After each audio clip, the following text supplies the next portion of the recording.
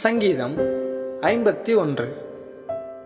பத்சேபாளிடத்தில் தாவீது பாவத்திற்குட்பட்ட பின்பு நாத்தான் தீர்க்கதரிசி அவனிடத்தில் வந்து அவன் பாவத்தை உணர்த்தின போது பாடி ராகத் தலைவனுக்கு ஒப்புவிக்கப்பட்ட தாவீதின் சங்கீதம்.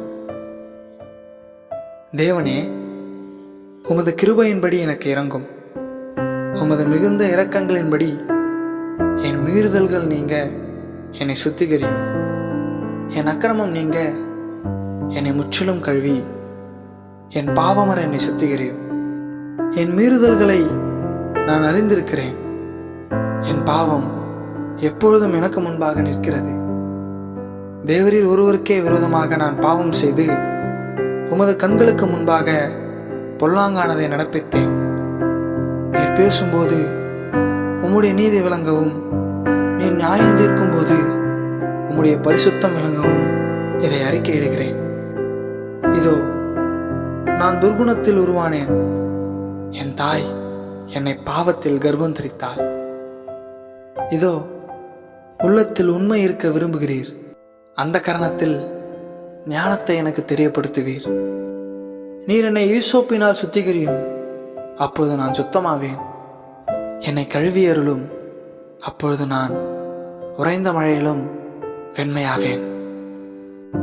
நான் சந்தோஷமும் மகிழ்ச்சியும் கேட்கும்படி செய்யும், அப்பொழுது நீர் நொறுக்கின எலும்புகள் களி கூறும்.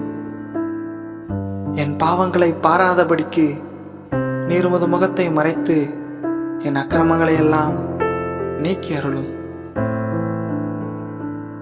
தேவனே, சுத்த இருதயத்தை என்னிலே சிருஷ்டியும், நிலைவரமான ஆவியை என் உள்ளத்திலே புதுப்பியும். உமது சமூகத்தை விட்டு என்னை தள்ளாமலும் உமது பரிசுத்த ஆவியை என்னிடத்திலிருந்து எடுத்துக்கொள்ளாமலும் இரும். உமது இரட்சண்யத்தின் சந்தோஷத்தை திரும்பவும் எனக்கு தந்து உற்சாகமான ஆவி என்னை தாங்கும்படி செய்யும்.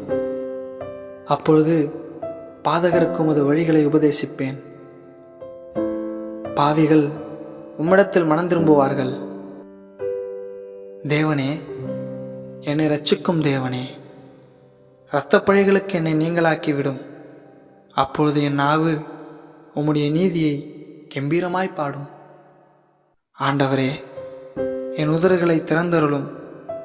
அப்பொழுது என் வாய் உம்முடைய புகழை அறிவிக்கும். பலியை நீர் விரும்புகிறதில்லை. விரும்பினால் செலுத்துவேன். தகன பலியும் உமக்கு பிரியமானதல்ல. தேவனுக்கு ஏற்கும் பலிகள் நொறுங்குண்ட ஆவிதான்.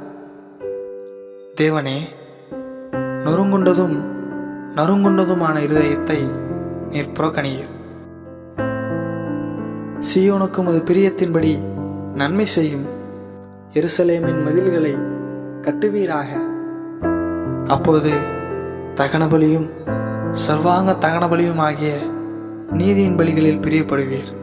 அப்பொழுது உமது பீடத்தின் மேல் காளைகளை பலியிடுவார்கள். நாங்கள் போடும் பதிவுகள் உங்களுக்கு உபயோகமாக இருக்கிறது என்றால் இதை மற்றவர்களுக்கும் ஷேர் செய்து பகிர்ந்து கொள்ளுங்கள். நாங்கள் போடக்கூடிய அடுத்தடுத்த வீடியோக்கள் உங்களுக்கு வந்து சேர வேண்டும் என்றால் எங்களுடைய சேவியர் சால்வேஷன் சேனலை சப்ஸ்கிரைப் செய்து கொள்ளுங்கள்.